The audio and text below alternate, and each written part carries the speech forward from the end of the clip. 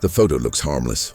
A young mother sits in a plain wooden chair, holding her baby boy against her chest. The year is 1922, the town Millhaven, Yorkshire. The image is black and white, softly lit, the kind of portrait families sent to distant relatives as proof that everything was fine. But something wasn't fine. When the photograph was developed, the photographer, Arthur Warren, froze.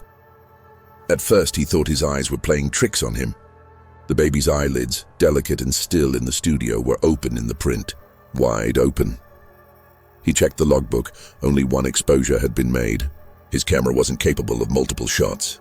There was no chance for the baby to have blinked, moved, or changed. Yet the developed image told a different story. The infant's gaze was locked directly into the lens, alive, alert, impossibly aware. Arthur felt the air grow colder around him.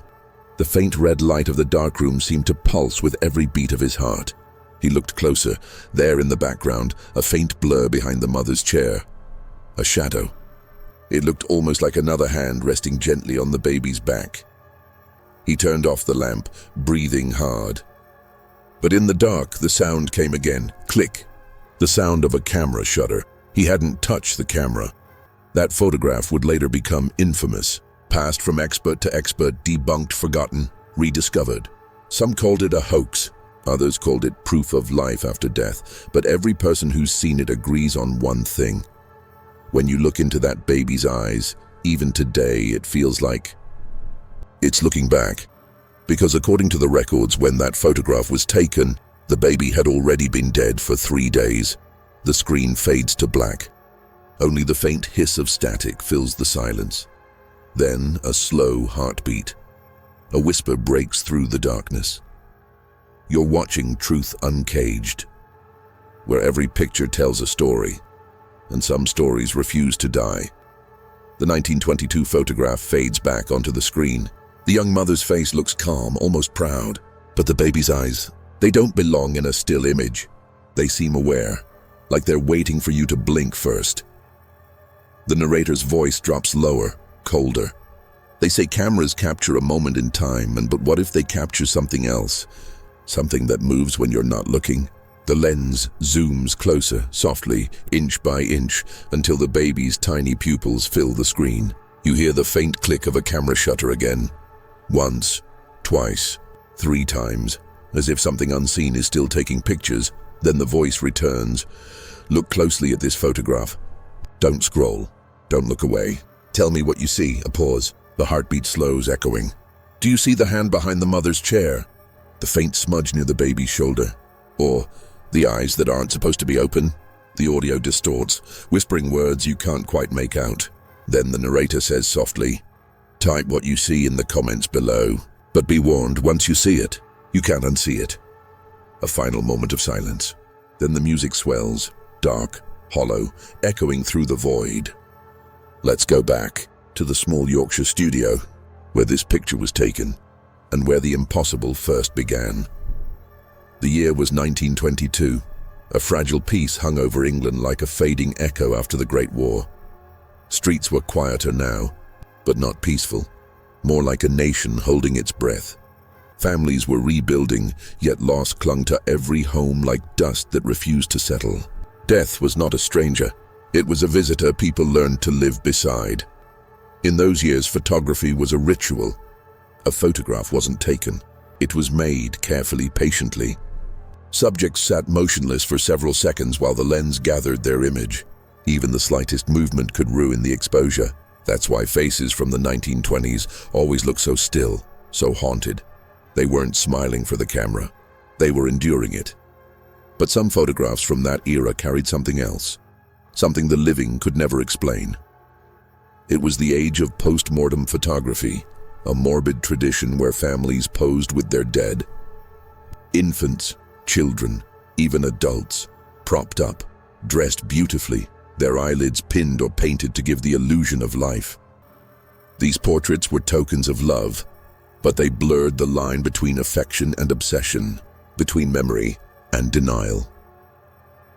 In a small, fog-shrouded village outside Staffordshire, a quiet photographer named Edwin Moorcroft worked behind a faded church. His studio smelled faintly of chemicals and old wood, lit only by daylight slipping through dusty curtains. His camera, a heavy, brass-lensed relic, could see what the human eye could not. One winter afternoon, a grieving couple arrived at his door. Their infant daughter, Clara, had died in her sleep just the night before. Her mother's voice trembled as she asked, "Please, just one photograph, so we don't forget her face." Moorcroft nodded solemnly. He prepared the set, adjusted the light, and positioned the tiny body in her mother's arms. The air inside the studio grew colder, heavier, a silence you could almost hear pressed against the walls. Then, the shutter clicked. For a heartbeat, everything was still. And then something moved. The mother's hand twitched. A shadow crossed the baby's face. Moorcroft froze. Had the eyes just blinked? He blinked too, uncertain. The moment passed. Nothing stirred. He told himself it was his imagination. But when he developed the glass plate that night, the image that appeared in the darkroom, faint, grainy, impossible, made him step back in horror. Because in that photograph, the baby's eyes were open and looking straight at him, and this, he would later say, was only the beginning. When Edwin Moorcroft first looked at the developed photograph, he thought it was just a trick of light. The old glass plate negatives were often unreliable. A single scratch, a reflection from the lamp, even a speck of dust could distort the final image. But this was different. The baby's eyes were open, not half-closed, not blurred, open, clear, focused. He examined it under the faint red glow of his darkroom lamp. The pupils seemed alive, reflecting light in a way no dead eyes should. Her gaze wasn't vacant or glassy like the others he had photographed after death. It was aware, watching. The next morning, Moorcroft showed the photo to the grieving parents. Her mother gasped, a sound between disbelief and fear. You've captured her soul," she whispered, clutching the frame so tightly her knuckles turned white. Her husband, pale and trembling, simply stared. "But she looks different," he muttered, almost as if she's still here. They left the studio with the portrait that day. Moorcroft, however, could not forget what he'd seen.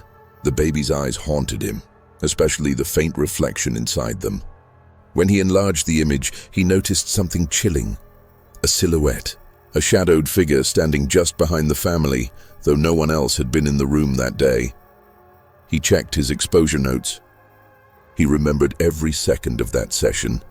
The couple sitting, the cold light, the click of the shutter. There was no movement, no one else present. Yet the negative didn't lie. Over the next few days, strange reports began circulating in the village. A neighbor swore she'd heard crying near the Moorcroft studio late at night, a child's wail carried through the fog. Another claimed that every time she walked past the photographer's window, she could see the faint outline of a baby in white staring back from inside. Moorcroft tried to ignore it, but one night, unable to sleep, he went back to the studio to check the original glass negative again. When he lifted it to the light, he saw something new. A faint, fresh fingerprint pressed into the emulsion right beside the baby's face. It was tiny, too tiny to belong to an adult, and that was when he realized the photograph might not be finished developing. Moorcroft couldn't shake what he had seen. The baby's eyes, wide and unnervingly alert, refused to leave his mind. Each time he closed his eyes, he saw them, staring from the photograph, following him across the studio floor, almost breathing. Determined to find an explanation, he began examining every detail of the negative. He studied the glass plate under magnifying lenses, the kind photographers use to check for scratches or exposure errors. But the lines were clean. The baby's gaze was too precise, too deliberate to be a defect. And the shadow, faint, almost invisible, remained behind the infant, as though frozen in time. He reached out to a colleague, Professor Aldridge, an expert in photographic anomalies.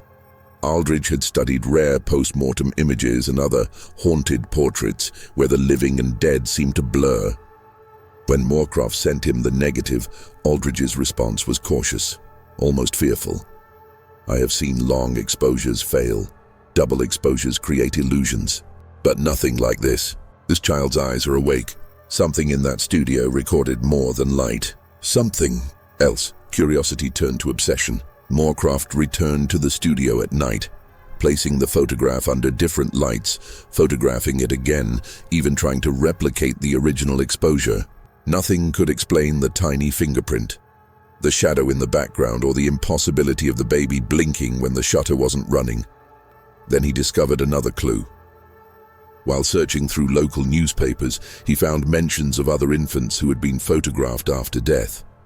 In the same county, the same decade, some parents swore their children had appeared to move or blink in the developed prints. One report even described a faint silhouette visible behind a family, much like the shadow in Moorcroft's photograph.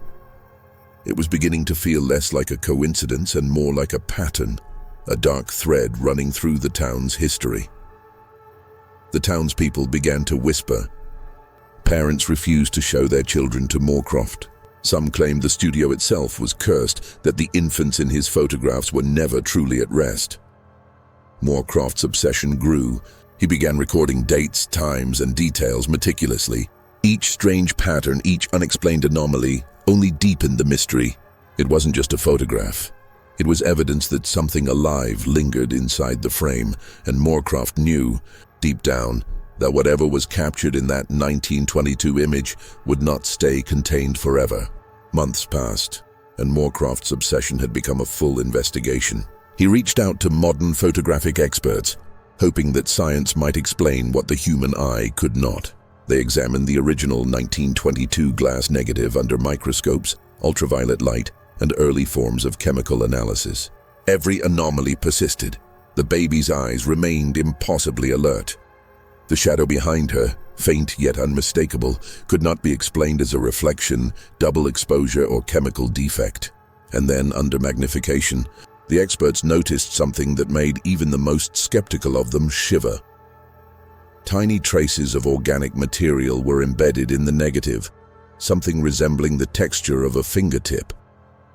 But no fingerprints had been recorded during the session, and the parents insisted they had not touched the plate after the exposure.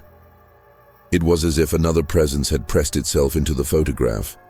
Further research revealed something chilling. Local archives contained several other post-mortem photographs from the same decade, and in multiple cases, infants were documented as having moved in the prints, their eyes open, shadows forming behind them. In one instance, a photograph of a child taken in 1919 showed a translucent figure hovering over the crib, an image dismissed at the time as a developing error. Moorcroft could no longer deny it. The evidence was mounting. These photographs were capturing something beyond the living and dead. Something that defied logic, perhaps even the laws of nature. Then, the most disturbing discovery came. A historian, combing through parish death records, found that the baby in Moorcroft's photograph had been officially recorded as deceased 3 days before the session. The parents had brought in a body, not a living child. Yet in the image, the infant's eyes were wide open, as though she had seen something that no living person could perceive. The shadow in the background also seemed clearer than before, a figure vaguely humanoid, standing silently, almost protective, almost threatening. The photograph had become more than a memorial. It was now proof that whatever lurked beyond life could imprint itself into the material world, into silver and glass. Moorcroft stared at the print late into the night, the candlelight flickering. His voice trembled when he whispered, "It's not just a photograph, it's a witness." And in that silent studio, the baby's gaze seemed to follow him again, as if confirming that some secrets were never meant to stay buried. The photograph refused to rest. Moorcroft's darkroom became a place of whispered dread rather than creativity. Every night he returned, drawn by the impossibility captured on the glass plate. Shadows seemed to shift when he wasn't looking directly at them. The baby's eyes, those impossible, aware eyes, stared back relentlessly as if judging his intrusion. Then came the letters. Unmarked, unsigned, always slipped under the door of the studio. Inside, faint scrawled notes read, "She sees you. We all see you." The handwriting was delicate, almost childlike, yet each message sent a shiver down his spine. Sometimes there were no letters at all, only small smudges on the glass plate, fingerprints that vanished when he tried to examine them. Moorcroft began comparing photographs he had taken over the years. He noticed a pattern. Every image taken of a child after death, across different families, towns, even years, shared the same anomalies: eyes open, faint shadows, inexplicable blurs. The fingerprints, the sense that something else lingered in the frame. A former assistant told him a story that made his blood run cold. She claimed she had once seen a photograph move on its own, an infant's head tilt, as if following her in the room. Moorcroft wanted to dismiss it, but the memory aligned too perfectly with what he had observed. The baby in the 1922 photograph had not simply blinking. She had reacted, even more chilling. When the original parents returned to the village years later, they claimed that the photograph's gaze had shifted slightly, though the frame had remained untouched. The mother whispered that sometimes at night, she could feel their daughter's eyes on her from the photograph, following her across the room. Moorcroft's obsession turned to fear. He began documenting every anomaly, every faint blur, every unexplained shadow. He consulted clairvoyants, spiritualists, and mediums, all of whom refused to linger in the darkroom for long. One visitor, eyes wide, told him, "This child is not here to rest. She lingers, and so does whatever is behind her."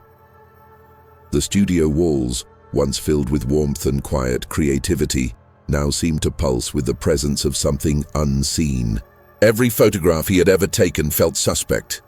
Every shadow cast in candlelight was a possible echo of that infant's gaze, and yet Moorcroft could not stop. The photograph demanded attention.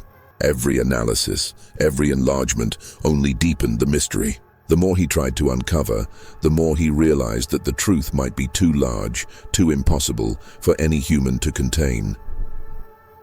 Because the 1922 photograph was no longer just an image. It was a portal, a record of life that refused to remain dead, and a warning that some moments once captured could never be forgotten. Decades passed. Moorcroft's studio closed, his photographs tucked away in dusty archives. The baby's image, once a source of grief and obsession, became a silent relic, forgotten by most but never truly gone. Yet the story refused to die. In the 1980s, a local historian discovered the original glass plate in a mislabeled box at the county records office.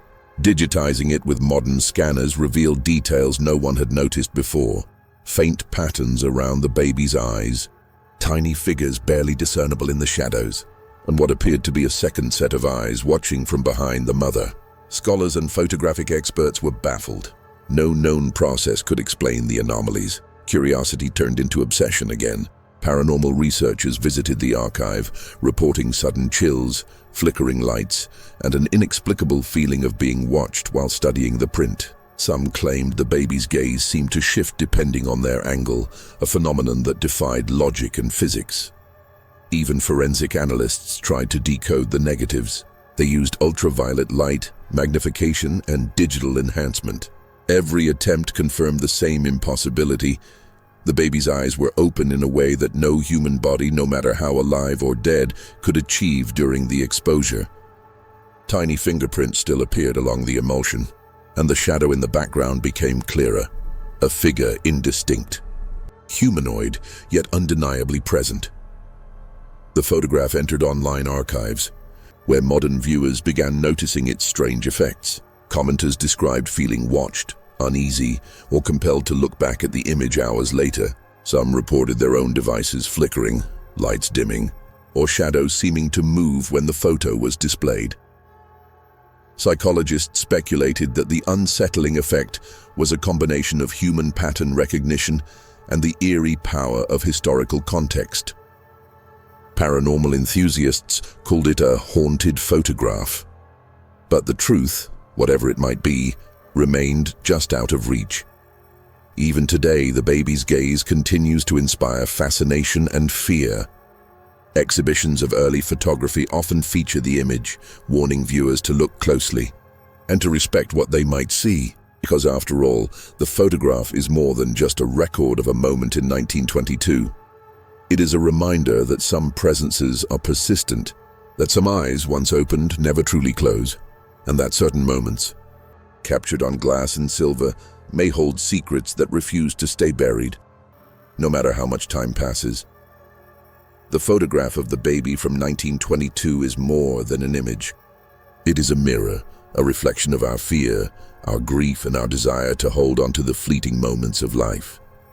Moorcroft captured what no one should have seen, the fragile line between the living and the dead, a boundary that, once crossed, leaves an imprint that can never be erased. We often think of photographs as harmless keepsakes, simple windows into the past. But this image challenges that notion. It whispers that some moments are not meant to be captured, that some eyes, once opened, never truly close. It forces us to confront the uncomfortable truth. There are mysteries in the world that defy logic, that laugh quietly at science and reason. Even now, when historians, photographers, or curious onlookers study the baby's gaze, they feel the same chill that gripped Moorcroft nearly a century ago. The shadow in the background, the tiny fingerprints, the impossibly alert eyes, all of it reminds us that the past is never silent. It watches, it waits, it lingers just beyond the edge of our understanding. Perhaps the photograph's true lesson is this: life and death are not always as separate as we would like to believe. Grief, obsession, and memory have a way of bending reality, leaving traces that ripple across time. The baby in that 1922 image may have been gone physically, but her presence persisted, captured not just on glass, but in the very air of the studio, in the minds of those who dare to look too closely. And there is a warning embedded in that lingering gaze. Some truths are dangerous. Some images are not merely records of the past, they are gateways to something beyond, something that humankind cannot fully understand. So next time you glance at an old photograph, pause. Study the faces, look into the eyes. Ask yourself what secrets might be hidden in the shadows, what stories remain untold. Because some pictures do not just capture a moment, they capture a life, a presence, a truth that refuses to stay silent. And once you see it, once you feel it, you can never truly forget. Long after Moorcroft passed, long after the village faded into memory, the photograph continued to circulate quietly among collectors and historians. It traveled across continents, always preserved, always observed, and each person who studied it reported the same unease, a subtle, unnerving feeling that they were not alone in the room. Modern analysts using high-resolution scanners discovered something even more unsettling. Tiny details previously invisible now appeared. Faint etchings in the baby's clothing, subtle movements frozen mid-gesture, almost like a heartbeat captured in silver and glass. Some swore they could see her lips twitch ever so slightly, a sign that perhaps she had never truly left. Even artificial intelligence, when applied to enhance the image, produced results no one could explain. Algorithms detected shapes and patterns that defied photography itself, shapes resembling hands pressed against the air, shadowy forms hovering just beyond the baby's crib, eyes in the darkness that didn't belong to any human figure. Visitors to archives reported strange phenomena. Alarms would trigger for no reason. Lights flickered, shadows shifted unnaturally. Some said whispers floated through the rooms, faint, pleading, and yet ominous. And then there were the dreams. Those who studied the photograph claimed the same recurring visions. A cold, dimly lit studio, a baby with impossible eyes, a shadowed figure standing behind her, always watching, always waiting. It was as if the photograph had left its frame and entered their consciousness. The final truth is impossible to quantify. Was it a miracle, a curse, or something else entirely? Some believe the infant spirit imprinted itself onto the negative, refusing to pass quietly. Others claim it is a warning, that we are not meant to capture certain moments, that the veil between life and death is thinner than we think. Whatever the case, one fact remains indisputable: the baby in that 1922 photograph blinked. And when she did, she saw more than the world of the living. She saw us, and she waits. So, when you encounter old photographs in attics, archives, or forgotten boxes, remember this. Some images are not just pictures. They are witnesses, and they never forget. And if you stare long enough, they might just stare back. Perhaps the photograph's true lesson is this: life and death are not always as separate as we would like to believe. Grief, obsession, and memory have a way of bending reality, leaving traces that ripple across time. The baby in that 1922 image may have been gone physically, but her presence persisted, captured not just on glass, but in the very air of the studio, in the minds of those who dared to look too closely. And there is a warning embedded in that lingering gaze. Some truths are dangerous. Some images are not merely records of the past. They are gateways to something beyond, something that humankind cannot fully understand. So next time you glance at an old photograph, pause. Study the faces. Look into the eyes. Ask yourself what secrets might be hidden in the shadows, what stories remain untold. Because some pictures do not just capture a moment, they capture a life, a presence, a truth that refuses to stay silent. And once you see it, once you feel it, you can never truly forget. Long after Moorcroft passed, long after the village faded into memory, the photograph continued to circulate quietly among collectors and historians. It traveled across continents, always preserved, always observed, and each person who studied it reported the same unease, a subtle, unnerving feeling that they were not alone in the room. Modern analysts using high-resolution scanners discovered something even more unsettling. Tiny details previously invisible now appeared. Faint etchings in the baby's clothing, subtle movements frozen mid-gesture, almost like a heartbeat captured in silver and glass. Some swore they could see her lips twitch ever so slightly, a sign that perhaps she had never truly left. Even artificial intelligence, when applied to enhance the image, produced results no one could explain. Algorithms detected shapes and patterns that defied photography itself, shapes resembling hands pressed against the air, shadowy forms hovering just beyond the baby's crib, eyes in the darkness that didn't belong to any human figure. Visitors to archives reported strange phenomena. Alarms would trigger for no reason. Lights flickered, shadows shifted unnaturally. Some said whispers floated through the rooms, faint, pleading, and yet ominous. And then there were the dreams. Those who studied the photograph claimed the same recurring visions.